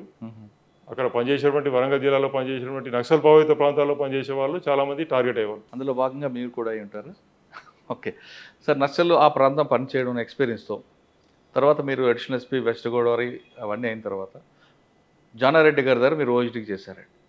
ఆ టైంలో జానారెడ్డి గారికి ఎక్కువ ఫీడ్బ్యాక్ ఇచ్చి హోమ్ మినిస్టర్ జానారెడ్డి గారికి చర్చల ప్రభావంతో వచ్చిన నక్సల్స్కి అందరూ కూడా కోఆర్డినేట్ చేయడం, మొత్తం ఆ ఎపిసోడ్లో మీ రోల్ ప్రధానంగా కనబడింది. ఒకసారి జానారెడ్డి గారితో పనిచేసినప్పుడు మీ యాక్టివిటీస్ ఏంటి, చర్చలు అప్పుడు మీరు చేసిన? అంటే అప్పుడు నేను గ్రేవన్స్లో పనిచేసేవాడిని. గ్రేవన్స్లో పనిచేసినప్పుడు అప్పటి డీజీ గారు, తర్వాత ప్రభుత్వం కూడా ఈ హోమ్ మినిస్టర్ గారికి అసిస్ట్ చేయడానికి ఒక ఎక్స్పీరియన్స్ ఆఫీసర్ ఉంటే బాగుంటుందని చెప్పి నన్ను సెలెక్ట్ చేసి పంపడం జరిగింది. ఆ టైంలో మినిస్టర్ గారికి నేను బ్రీఫ్ చేసేవాడిని, వాళ్ళ యాక్టివిటీస్ సంబంధించి డిఫరెంట్ యాంగిల్స్ సంబంధించి వారికి బ్రీఫ్ చేసేవాడిని. అంతవరకే నా పాత్ర పరిమితం. చర్చల్లో డైరెక్ట్ నా రోల్ ఏమి ఉండదు. కానీ ఆఫీసర్ల గురించి కానీ ఆయన దగ్గరకు వచ్చిన ఎవరైనా వస్తే వాళ్ళ ఫీడ్బ్యాక్ అంత ముందు మినిస్టర్ గారికి చెప్పేవారట కదా మీరు? అంటే మెయిన్లీ నక్సల్ సంబంధించినటువంటి యాక్టివిటీస్లో అసిస్ట్ చేయడానికి మాత్రమే నన్ను అక్కడ పంపడం జరిగింది. దాని మీదనే నేను ఎక్కువ ఫోకస్ చేయడం జరిగింది. ఆయనతో మీకున్న అనుబంధం ఏంటండి? ఇంతమంది ఆఫీసర్లు వదిలిపెట్టి కమలాసన్ రెడ్డి గారిని చాలా కాలం పెట్టుకున్నారు కదా? దానికి ప్రత్యేకమైనటువంటి కారణం లేదు. వారి దగ్గర పనిచేయడం అనేది ఒక ఆపర్చునిటీ. హోమ్ మినిస్టర్ దగ్గర పనిచేయడం అనేది ఒక ఆపర్చునిటీ. హోమ్ మినిస్టర్ ఓఎస్జీ అంటే ఒక ఛాలెంజింగ్ జాబ్ అది. అంటే డిపార్ట్మెంట్కు హోమ్ మినిస్టర్ మధ్యలో ఒక బ్రిడ్జ్ లాగా పనిచేయాలి. అవును. డీజీ గారు చెప్పినటువంటి విషయాలు, తర్వాత ఇంటెలిజెన్స్ వచ్చిన విషయాలు, డే టు డే యాక్టివిటీస్ సంబంధించిన విషయాలు, నక్సల్ యాక్టివిటీస్ సంబంధించిన విషయాలు వారికి బ్రీఫ్ చేయడంలో నేను ఒక బ్రీఫింగ్ నోట్స్ తీసుకొని వారికి బ్రీఫ్ చేయడం ఇవన్నీ కూడా జరిగింది. కానీ చాలామంది ఓఎస్డీలు అంటే గతంలో తీసుకుంటే ఏదో ఒక చిన్న బ్లాక్ స్పాట్తో బయటకు వచ్చేవారు. కానీ కమలాసన్ రెడ్డి గారు ఓఎస్డీగా ఎక్కడ కూడా బ్లాక్ స్పాట్ లేకుండా ఎలాగ వచ్చారండి? నా రోల్ క్లారిటీ ఉండింది. అప్పుడు ఎంతవరకు చెప్పాలి, ఎంతవరకు నా రోల్ అనేది అప్పుడు నాకు క్లారిటీ ఉన్నది. నేను నా పరిమితి మించి ఎప్పుడు కూడా బయటకు పోలేదు. క్రాస్ అవ్వలేదు. మీరు పరిమితి ఎప్పుడు బయటకు పోలేదు. దేంట్లో ఎటువంటి దాంట్లో ఇన్వాల్వ్ అవ్వలేదు. మోరోవర్ ఫైల్స్ సంబంధించి నేను ఎప్పుడు కూడా ఇన్వాల్వ్ కాకపోయేవాడిని. కేవలం మా డిపార్ట్మెంట్ సంబంధించినటువంటి యాక్టివిటీస్, డిపార్ట్మెంట్ సంబంధించినటువంటి ఇష్యూస్, నక్సల్ సంబంధించినటువంటి యాక్టివిటీసు, అక్కడ వాళ్ళ స్ట్రాటజీ కానీ, డిపార్ట్మెంట్ చేసినటువంటి బ్రీఫింగ్ ఇష్యూస్ కానీ వారికి చెప్పడం వరకే నా పాత్ర పరిమితమే. అంటే ట్రాన్స్ఫర్ విషయంలో కానీ ఎక్కడ కూడా మీరు ఎప్పుడు మాట్లాడలేదు కాబట్టి క్లీన్ అండ్ గ్రీన్ బయటకు వచ్చేటట్టు. ఓకే సార్, ఓఎస్డీ తర్వాత మీరు ఇంకా టాస్క్ ఫోర్స్ ఇవన్నీ చేసుకొచ్చారు. మధ్యలో కొంతకాలం ఎస్ఐబిలో కూడా చేశారు. ఎస్ఐబిలో మాట్లాడొచ్చా, రివీల్ చేయొచ్చా, చేయకూడదు? ఎస్ఐబి సంబంధించినటువంటి వివరాలు నేను బయట చెప్పలేను. అది ఒక స్పెషల్ ఇంటెలిజెన్స్ బ్రాంచ్ నక్సల్ సంబంధించినటువంటి యాక్టివిటీస్ను, అందులో ఇన్ఫర్మేషన్ కలెక్షన్ ఇవన్నీ కూడా ఆపరేషన్స్ కండక్ట్ చేస్తారు. బియాండ్ దట్ నేను దానికి సంబంధించినటువంటి వివరాలు ఎప్పుడు ఓకే చెప్పడం జరుగుతుంది. సార్, నెక్స్ట్ ఇప్పుడు ప్రజెంట్ సిచ్యువేషన్ చూద్దామండి. డ్రగ్ కంట్రోల్ డైరెక్ట్ టీజీ రాగానే మీకు వచ్చిన ఛాలెంజ్ ఏంటంటే ఎక్కువగా ఈ నకిలీ మందుల మీద ఎందుకు ఫోకస్ చేశారు? అంటే నకిలీ మందులు కూడా దీంట్లో మనం అనుకున్న విధంగా చాలా ర్యాంపెంట్ ఏం లేదు. చాలా తక్కువ పర్సంటేజ్, అది 100% నకిలీ మందులు ఉన్నాయి అని చెప్పి అనుకోవడం లేదు. మన దగ్గర మన దేశం గర్వపడేటువంటి సంస్థలు ఇక్కడ ఉన్నాయి, ఫార్మాస్యూటికల్ యూనిట్స్ ఇక్కడ ఉన్నాయి. డాక్టర్ రెడ్డిస్ కానీ, Aurobindo, hetero, granules India, Natco pharma, ఇటువంటి చాలా రిప్యూటెడ్ కంపెనీస్ ఇక్కడ ఆపరేషన్స్ కండక్ట్ చేస్తున్నారు. వారి ప్రొడక్ట్స్ అన్ని కూడా ఇంటర్నేషనల్ లెవెల్లో ఇక్కడ నుంచి ఎక్స్పోర్ట్స్ చేస్తున్నాం. మనది bulk drug capital of India Telangana. అంటే మన దేశం నుంచి ఎక్స్పోర్ట్ చేసే డ్రగ్స్లో 35% డ్రగ్స్ ఇక్కడనే తయారవుతుంది. హైదరాబాద్ కొన్ని ఎక్కడో కొన్ని జరిగేదాన్ని నకిలీ మందులు ఆర్ సబ్ స్టాండర్డ్ డ్రగ్స్ మొత్తం మార్కెట్ అంతా ఇట్లా ఉందని చెప్పి అనుకోవడం కరెక్ట్ కాదు. దీంట్లో కొంత జరుగుతున్న మాట వాస్తవం. మేము ఇక్కడ ఈ ఛార్జ్ చేసుకున్న తర్వాత ఎన్ఫోర్స్మెంట్ వింగ్ను బాగా స్ట్రెంథన్ చేయడం జరిగింది. అంతవరకు కేవలం రెగ్యులేటరీ వింగే ఉండేది, లైసెన్స్లు ఇవ్వడము, అప్రూవల్స్ ఇవ్వడము, అది అంతవరకే పరిమితమే వాళ్ళు. నేను అక్కడ ఛార్జ్ చేసుకున్న తర్వాత ఎన్ఫోర్స్మెంట్ మీద బాగా ఫోకస్ చేయడం జరిగింది. ఎన్ఫోర్స్మెంట్ బాగా చేసే క్రమంలో కొన్ని వయలేషన్స్ నోటీస్కి వస్తాయి. ఆ వయలేషన్స్ మీడియా ద్వారా పబ్లిక్ రిలీజ్ చేసినప్పుడు పబ్లిక్ ఏమనుకుంటారంటే మీడియా ద్వారా వచ్చినప్పుడు చాలా పెద్ద ఎత్తున ఇటువంటి జరుగుతుందని చెప్పి అనుకుంటారు, కానీ అది కరెక్ట్ కాదు. But still we are doing our best. దేశంలో మన దగ్గర సర్క్యులేషన్ ఉన్నటువంటి నకిలీ మందులు ఏవైతే ఉంటే ఎక్కడ తయారు చేసినా we are able to reach there. తెలంగాణలో కాదు, మన దగ్గరికి వచ్చేటువంటి నకిలీ మందులు ఏ రాష్ట్రం నుంచి వచ్చినా ఆ రాష్ట్రంలో మనం ఆపరేషన్ చేస్తున్నాం. ఆ విధంగా నకిలీ మందుల మీద కూడా చాలా కఠినంగా వ్యవహరించడం జరుగుతుంది. అంటే గతంలో డ్రగ్ ఇన్స్పెక్టర్ అనగానే మీరు చెప్తున్నట్టు మెడికల్ షాపు లైసెన్స్ వరకే ఉండేవారు, కానీ ఇప్పుడు అదే డ్రగ్ ఇన్స్పెక్టర్ ఆ డ్రగ్ కంట్రోల్ ఉన్న ఆఫీసులు అందరూ ప్రతి ఆఫీసులకు వెళ్తున్నారు కదా, వాళ్ళందరినీ రోడ్డు మీద తీసుకొచ్చారు కదా. చేయవలసిన డ్యూటీ చేపిస్తున్నాం. వాళ్ళను అంటే ఎక్స్ట్రా చేయించడమే కాదు, they are suppose to do all these works. వాళ్ళ role apart from licensing authority, enforcement కూడా వాళ్ళు చేయవలసినటువంటి పని. ఎన్ఫోర్స్మెంట్ చేయవలసింది కాబట్టి తప్పనిసరిగా వాళ్ళతో చేపిస్తుంది. సార్, ఉత్తరాఖండ్ ఆపరేషన్ చెప్పండి. ఇక్కడ ఎన్ఫోర్స్మెంట్ యాక్టివిటీని స్ట్రెంథన్ చేసిన తర్వాత కొన్ని యాక్టివిటీస్ నోటీస్కి వచ్చినాయి. కొన్ని నకిలీ మందులు పట్టుకోవడం జరిగింది.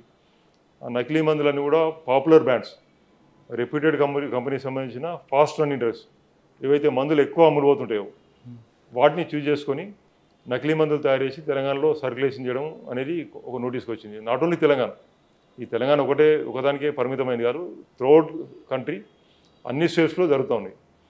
ఎప్పుడైతే నోటీస్కి వచ్చిందో కొన్ని గ్యాంగులు పట్టుకోవడం జరిగింది. ఆ గ్యాంగులు పట్టుకున్నప్పుడు కొన్ని నేమ్స్ వచ్చినాయి, వారి మీద నిఘా పెట్టడం జరిగింది, వారి యాక్టివిటీస్ మీద మనం వాచ్ చేయడం జరిగింది. మోస్ట్లీ మనకి ఎట్లా వచ్చినాయి అంటే కొరియర్ సర్వీస్ ద్వారా వచ్చేది. ఇనీషియల్గా కొరియర్ సర్వీస్ ద్వారా వాళ్ళు కొంతమంది వ్యక్తులకు వస్తే ఆ వ్యక్తులు తెలిసిన మెడికల్ షాప్లో పెట్టి అమ్మడం, ఆ విధంగా చేసేవాళ్ళు. కొరియర్ల మీద కూడా ఫోకస్ చేయడం జరిగింది, వాచ్ పెట్టడం జరిగింది. ఆ విధంగా వచ్చినటువంటి కొన్ని లీడ్స్ ద్వారా ఫైనల్లీ వీ కూడా ఐడెంటిఫై ఉత్తరాఖండ్ కోటద్వార్ అనే ఒక ప్రాంతంలో నకిలీ మందులు తయారు చేస్తున్నారు. తయారు చేసినటువంటి నకిలీ మందులు ఇక తెలంగాణతో పాటు వివిధ రాష్ట్రాలకు డిస్ట్రిబ్యూట్ చేస్తారని చెప్పి వచ్చినటువంటి సమాచారం. అది ఇక్కడ కొంతమంది పట్టుకున్న తర్వాత వాళ్ళ ఇంట్రాగేషన్లో తెలిసిన తర్వాత ఇక్కడ నుంచి టీంలు వెంటనే ఉత్తరాఖండ్ పంపించినాము. తర్వాత దీంట్లో ఉన్నటువంటి డ్రగ్ కంట్రోల్ అడ్మినిస్ట్రేషన్ లిమిటేషన్ ఏంటంటే డ్రగ్ కంట్రోల్ సంబంధించినటువంటి అధికారులు, ముఖ్యంగా డ్రగ్స్ ఇన్స్పెక్టర్స్, వాళ్ళ జ్యుడిషియల్ ఓన్లీ స్టేట్కే కన్ఫర్మ్ అయ్యింది. స్టేట్ దాటి వేరే స్టేట్లో ఆపరేషన్ చేయడానికి లేదు. వేరే స్టేట్లో ఆపరేషన్ చేయాలన్నా, వేరే స్టేట్లో ఇన్స్పెక్షన్ చేయాలన్నా, సీజర్ చేయాలన్నా ఆ కన్సర్న్ డ్రగ్ ఇన్స్పెక్టరే దానిలో వీరికి అసిస్ట్ చేయాలి, వేరే చేయడానికి లేదు. కాబట్టి ఇక్కడ ఇనీషియల్గా మాకు వచ్చినటువంటి బ్రేక్ త్రూ నకిలీ మందులు పట్టుకున్న తర్వాత మలక్పేట పోలీస్ స్టేషన్లో కేసు రిజిస్టర్ చేసినాము. డ్రగ్ ఇన్స్పెక్టర్కు పోలీసుకు ఉన్నటువంటి అడ్వాంటేజ్ ఏంటంటే డ్రగ్ ఇన్స్పెక్టర్తో కంపేర్ చేస్తే police operation can extend anywhere in India. ఇన్వెస్టిగేషన్లో ఎక్కడికైనా వెళ్ళేటువంటి అధికారం ఉన్నది, ఆ పవర్స్ ఉన్నాయి. కాబట్టి లోకల్ పోలీస్ స్టేషన్లో కేసు రిజిస్టర్ చేసి ఇక్కడ నుంచి task force, Malakpet police and drug control officers ముగ్గురు కలిసి జాయింట్ ఆపరేషన్ చేసినాము. ఉత్తరాఖండ్ పంపడం జరిగింది. అక్కడ నెక్టార్ హెర్బ్స్ అండ్ డ్రగ్స్ అని ఒక pharmaceutical company, manufacturing company identify చేసినాము. అక్కడ రేడ్ చేయడం జరిగింది. అక్కడ రెడ్ హ్యాండెడ్గా తయారు చేస్తున్నప్పుడే మనం పట్టుకోవడం జరిగింది. సార్ మీరు డ్రగ్ కంట్రోల్ తర్వాత ఈ డ్రగ్స్ తర్వాత లిక్కర్ ఇవన్నిటి మీద మీరు ఎక్కువగా ఇప్పుడు ఈ 3 మెయిన్ డిపార్ట్మెంట్లు, ఈ మూడింటిని కూడా కంప్లీట్గా మాఫియా లాంటి వాళ్ళు నడుపుతుంటారు. అంటే ఆర్గనైజ్డ్ క్రైమ్ ఉంటుంది. వీళ్ళ దగ్గర నుంచి అయితే ప్రలోభాలు వస్తాయి, లేదా దేనికైనా రెడీ అవుతారు. ఇటువంటి ఇష్యూస్లో మీరు వెళ్తున్నప్పుడు మీకు ఏమైనా అటువంటి థ్రెట్ ఏమి వచ్చిందంటారా? అటువంటి ప్రాబ్లం ఏం లేదు. తెలంగాణలో అటువంటి ధైర్యం చేస్తారని చెప్పి అనుకోవట్లేదు. అంటే మీరు తెలంగాణ కాదు, మీరు వేరే స్టేట్కి వెళ్ళారు కాబట్టి. వేరే స్టేట్స్కి వెళ్ళినప్పుడు అక్కడ లోకల్ పోలీస్ సహకారం తీసుకుంటాం. ఇక్కడ నుంచి కూడా పోలీస్ వెళ్తారు. Drugs inspectors they can't be sent alone. ఎందుకంటే అక్కడ ఉండేటువంటి థ్రెట్స్ వేరే ఉంటాయి. గతంలో కూడా దాడులు జరిగినాయి. డ్రగ్స్ ఇన్స్పెక్టర్ మీద దాడులు జరిగినటువంటి సందర్భాలు ఉన్నాయి, వేరే స్టేట్ ఆఫీసర్స్ మీద. దాన్ని దృష్టిలో పెట్టుకొని అడిక్వేట్ ప్రికాషన్ తీసుకుంటాం. మా ఆఫీసర్స్కు ప్రొటెక్షన్కు will take all necessary. Sir liquor విషయం తీసుకుంటే మీ ఫోకస్ ఎలాగుంటుందండి? అందులో ఇప్పుడు ఎక్కడి నుంచి బయట నుంచి కూడా వస్తున్నాయి కాబట్టి. బయట నుంచి వచ్చేటువంటి ఎన్డీపీఎల్ అంటాం, నాన్ డ్యూటీ పెయిడ్ లిక్కర్. అంటే ఇక్కడ డ్యూటీ అవాయిడ్ చేసి, ట్యాక్సెస్ అవాయిడ్ చేసి బయట నుంచి తీసుకొస్తే ఎక్కువ లాభాలు పొందొచ్చు అని చెప్పే ఉద్దేశంతో తీసుకొస్తుంటారు. బట్ దాన్ని పెద్ద ఆర్గనైజ్డ్గా ఇక్కడ వచ్చినటువంటి అవకాశాలు తక్కువ. ఎందుకంటే బార్డర్ చెక్ పోస్ట్ ఉన్నాయి. అదేవిధంగా స్టేట్లో ఎక్కడైనా మనకు ట్రేస్ అండ్ ట్రాక్ సిస్టమ్ ఉన్నది. ప్రతి లిక్కర్ బాటిల్ మీద హోలోగ్రామ్ ఉంటుంది. ఆ హోలోగ్రామ్ ద్వారా వీ కెన్ ట్రేస్ ఆ బ్యాచ్ ఎక్కడ తయారైంది, లిక్కర్ ఎక్కడ తయారైంది, ఏ డిస్టిలరీ, ఏ బ్యాచ్, ఏ డేట్, ఇవన్నీ కూడా చాలా డీటెయిల్ వెంటనే మనం ఐడెంటిఫై చేయడానికి ఉంటుంది. కాబట్టి ఇక్కడ లోకల్ అమ్మేటువంటి వాటి మీద నిఘా ఉంటుంది. కాబట్టి వాళ్ళు ఏదో అనాథరైజ్డ్గా తీసుకొచ్చి ఏదో ఈవెంట్స్లో పెట్టేటువంటి అవకాశం ఉన్నది. దాని మీద ఫోకస్ చేస్తున్నాం. ఈవెంట్ పర్మిషన్ ఇచ్చిన తర్వాత ఆ ఈవెంట్స్లో గతంలో జరిగేది ఒక 50% లోకల్ కొని ఇంకో 50% బయట నుంచి తీసుకొచ్చినటువంటి. ఎందుకంటే కొన్ని డిఫరెన్స్ ఎక్కువ ఉంటుంది, రేట్ డిఫరెన్స్ ఎక్కువ ఉంటుంది. బయట స్టేట్ నుంచి వచ్చినాయి, ఇక్కడ డ్యూటీ ఎక్కువ ఉండి వేరే స్టేట్లో డ్యూటీ తక్కువ ఉన్నప్పుడు ఆ ప్రాబ్లం వస్తుంది. కాబట్టి అన్ని ఈవెంట్స్ మీద ఇప్పుడు నిఘా పెట్టడం జరిగింది. దాదాపు దాన్ని కంట్రోల్ చేయడం జరిగింది. ఓకే సార్, ఫైనల్గా చెప్పండి, పోలీస్ డిపార్ట్మెంట్లోకి వచ్చే వాళ్ళకి మీరు ఇచ్చే మెసేజ్ ఏంటంటే? పోలీస్ శాఖలో పనిచేయడం అనేది ఒక నేను అనుకోవడం, నా పర్సనల్ ఒపీనియన్. అసలు మీరు బై ఛాన్సా బై చాయిస్ అండి? చాయిస్ ఏం కాదు, ఛాన్సా. ఓకే. పోలీస్ శాఖలో పనిచేసే అదృష్టం అనేది చాలా తక్కువ మందికి ఉంటుంది. ఇందులో ఉన్నటువంటి జాబ్ సాటిస్ఫాక్షన్ ఇంకెక్కడ ఉండదు. ఇందులో స్కై ద లిమిట్. ఒక ఆఫీసర్ కనుక చేద్దామనుకుంటే ఎంతన్నా పని చేయొచ్చు, ఎంతో సర్వీస్ చేయొచ్చు. తన ఏరియాలో, తన జ్యుడిషియల్లో కానీ ఇంకెక్కడైనా సరే దే కెన్ ఆపరేట్ ఎనీవేర్. ఒక నేరం జరిగిందని అనుకుంటే ఆ నేరం ఇన్వెస్టిగేషన్ చేసే ప్రాసెస్లో దే కెన్ గో ఎనీవేర్. అంతటి అవకాశాలు ఉంటాయి, పనిచేయడానికి అవకాశాలు ఉంటాయి, సర్వీస్ చేయడానికి చాలా అవకాశం ఉంది. ప్రజలకు సర్వీస్ చేసేటువంటి అవకాశం ఇంతకంటే ఎక్కువ వేరే డిపార్ట్మెంట్ ఉంటుందని చెప్పి నేను అనుకోవట్లేదు. కాబట్టి ఇక్కడ పోలీస్ శాఖలో చేరాలని చెప్పి అందరినీ కోరుతున్నాను. ప్రజలకు సేవ చేయాలంటే police department the best platform అంటున్నారు కమలాసన్ రెడ్డి గారు. ఆయన తన సర్వీస్ని ఎక్కడి నుంచి ప్రారంభం చేశారన్నా కానీ ఇప్పుడు ఆయన 3 డిపార్ట్మెంట్లకి హెడ్గా ఉన్నారంటే ఆయన పనితీరు దాని కొలమానికంగా. కాబట్టి ప్రభుత్వం ఆయనకి ఆ 3 పోస్టులు ఇచ్చింది. పోలీస్ డిపార్ట్మెంట్లో రండి, ఖచ్చితంగా ప్రజలకు సేవ చేయాలని ది బెస్ట్ ప్లాట్ఫామ్ అంటూ కమలాసన్ రెడ్డి గారు చెప్తున్నారు. ఇది కమలాసన్ రెడ్డి గారితో ఎక్స్క్లూజివ్ ఇంటర్వ్యూ. వచ్చే వారం మరో గెస్ట్తో మళ్ళీ కలుద్దాం. అంతవరకు నమస్తే sir. Thank you very much.